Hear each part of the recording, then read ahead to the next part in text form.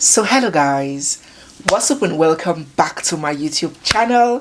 It's me, your girl barrister Neze, and this is Nezeville. When Frank Geng Quorang left his home in Asia and sojourned all the way to Africa, an entirely different continent, he certainly did not have fallen in love on his agenda, probably didn't have murder too. The 47-year-old Chinese indigene had taken a leap of faith and came to Nigeria in 2019 to make a living. He had secured employment as an expatriate with BBY Nigeria Limited, a textile producing company located in Kano State, northern region of Nigeria. He occupied the position of marketing and sales manager, and he was handsomely remunerated for his expertise. He resided at the railway quarters area there in Kano. In June of 2020, about 1 year after Frank moved to Nigeria, he met a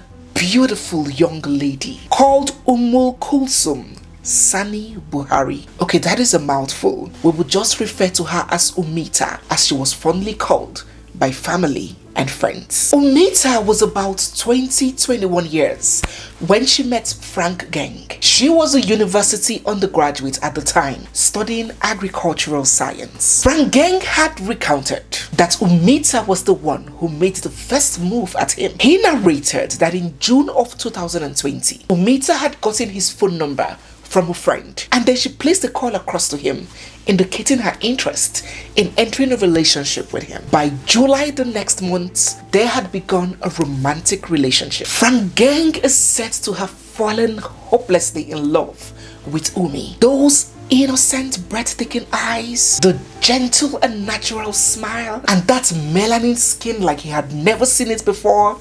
God, he was completely smitten by her. He did not just want a romantic relationship. He wanted to marry her. You see, Frank Geng must have been aware of the religious barriers and obstacles that could occasion when a Muslim lady ventures into getting married to a non-Muslim. But he must have considered himself in luck. He was a Muslim too. There would certainly be no objections or reasons as to why he cannot marry Umi. So he must have thought to himself. Oh, he must have dreamt about how beautiful their biracial kids would have looked. How they would spend evenings together, eating sushi and maybe tuwo shinkafa as they soak up the sun in Kano or watch the moonlight. He wanted Umi so bad as a wife, but we cannot for certain say that the feeling was mutual. Frank Geng and Umi's relationship progressed fast. He was very well known to her parents and family. He would often visit her at her home, and she would also return the visits, spending quality time with him at his own home. Now, according to Frank Geng, this account was neither confirmed by Umi nor corroborated by a third party.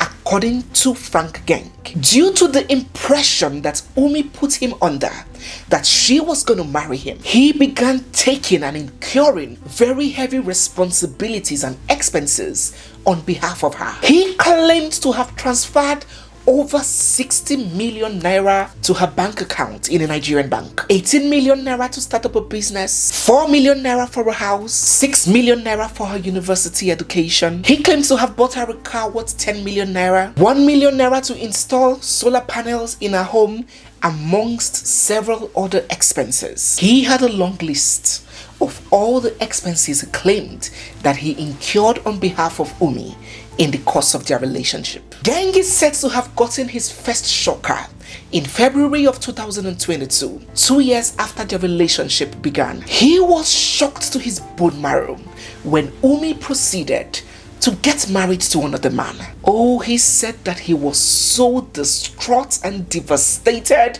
that he couldn't take it.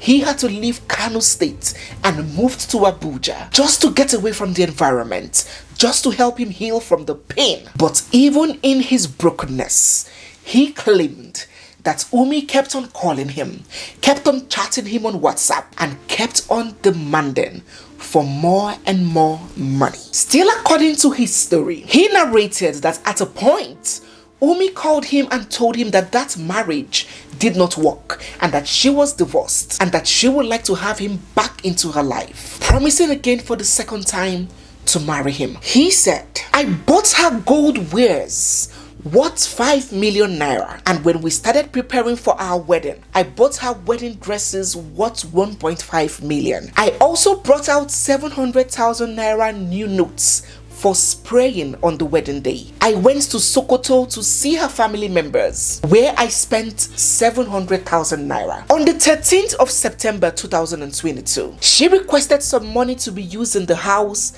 that she is building in Abuja, but I didn't give her because I did not have money then. Since then, she stopped answering my calls because she thought that I am broke. Hell, they say, has no fury as a woman scorned, but we do not have the adage to describe the extent a jilted man will go. On the 16th of September 2022, Geng Frank charged to the home of Umi, raving in anger. He is said to have scaled the fence and gained entrance into her home and went straight to Umi's bedroom. The next scene that Umi's family will see is Geng drenched in perspiration and spattered in blood, while Umi's body laid lifeless at the corner of her room with at least 11 stab wounds. Geng was held down by neighbors who apprehended him as he tried making his way to escape. He was handed over to the police and thereafter charged to court. He was charged with the offense of culpable homicide, punishable with death, a contravention of section 221 subsection B of the Penal Code of Northern Nigeria. During the trial, Frank Geng denied going to the home of Umi with the intent to kill her. He pleaded that he did not want to die. He said that Umi was the one that asked him to come over so they could discuss. And when asked why he did not exchange pleasantries with Umi's mother before going to her room, he said that he does not know how to speak Hausa and Umi's mother doesn't know how to speak English. And that was why he went straight on to Umi's bedroom. In his defense, he said that in the course of their discussion, Umi had gone berserk on him and attacked him, biting his arm, his finger, and wounding him in the groin. But he said as a result of his religion, he will not be able to show the court the injury that Umi had caused him in his penis area. He claimed that Umi had made the first attempt at him with a knife, and in a bid to defend himself, he unintentionally killed her. He pleaded with the courts to spare his life. Well, after a 2-year-long legal process, after the prosecution and the accused have both pleaded their cases, tendered all their evidences, and called all their witnesses, a few days ago, judgment was given. Mr. Frank Geng Quorang has now been found guilty of the crime of culpable homicide, punishable by death, and he has been sentenced to die by hanging. For some people, this is justice and they did not hesitate to celebrate it. They claim that many of these foreigners will come to Africa and believe that they can perpetrate any crimes over here without any punishment or repercussion. They were really satisfied to see Frank Geng get the capital punishment. But for some others, they believed that the judge, in all his wisdom, should have tempered justice with mercy, especially considering the facts of the case. This whole debate brought up the big old argument of the law's position on men who financially invest heavily, especially in a woman who benefits from all his investments, leading him on and promising him marriage when she knows with every fiber in her body that she has no intentions of getting married to that man. Now, this is a subject that has sparked debates from time immemorial, and I would like to ask you, what do you think about this situation where women give men the impression that they are betrothed, that they are going to marry them, and on that premise, upon that premise of the promise of marriage, this man goes ahead to see the woman in school, or to train her, or to lavish her with gifts, or to spend a lot of money on her, and eventually at the end of the day, the woman does not keep up to her own part of the bargain. For some people, it was their plan from the get-go. they knew that there was no way in the world they were going to marry that man. But for some others, along the way, they lose feelings, they lose interests, they lose commitment. They begin to feel like marriage is such a long-time commitment for them to be loyal to an agreement rather than their state of feelings. And then they leave these guys high and dry. What do you think about this situation? Do you think that a woman must comply to the agreement? Keep her feelings away, whether she wants to, whether she's still in love or not? An agreement is an agreement. This man promised you that he was going to see you through school. You're out of school. Honor the agreement. Whether you love him, whether you still have interest, that is immaterial.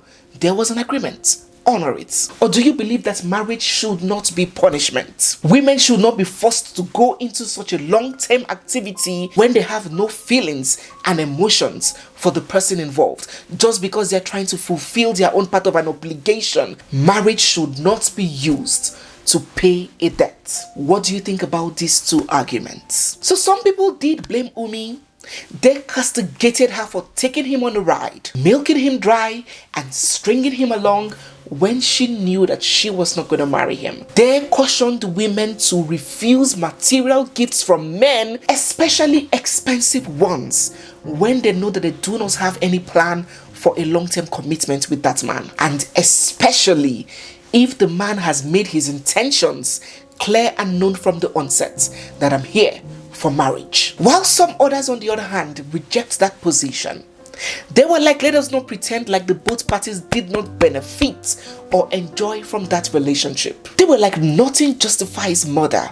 Nothing justifies hurting another person. They even claimed that Umi had made it clear to him that because of her religion, she will not marry a man that is not like her. But Frank Geng kept on going on and on, trying to devise a way to buy her over. And they were like, how are we even sure that all of these millions, 60 million, 100 million, 5,000 million, that Mr. Geng is reeling out that he spent on her, how are we sure that he did? The dead is dead and cannot defend themselves. And here we have these two arguments making the rounds. And so I would ask, what is your opinion? What do you think about this particular case? What do you think about the tradition of men pouring gifts and lavishing money on women in the promise that they will marry them, and these women eventually disappoint these men? Do you think that that agreement must be honored regardless of feelings or state of mind? Or do you think otherwise? Do let us get your thoughts, your opinions, and every way you feel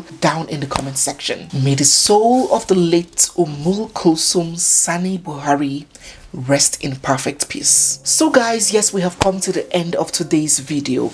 If you're new here, seeing my face for the first time, or if you've been watching without subscribing, don't forget to hit the subscribe button, give this video a big thumbs up, drop all your comments down in the comment section, and stay glued because we have so much more coming your way. Don't also forget to follow us on Instagram at Nezeville and at Nezepeperempe if you have interest in my personal activities. Thank you again, guys. It's me, your girl Barrister Neze, and this is Nezeville. I'll see you guys in my next one. For now, bye.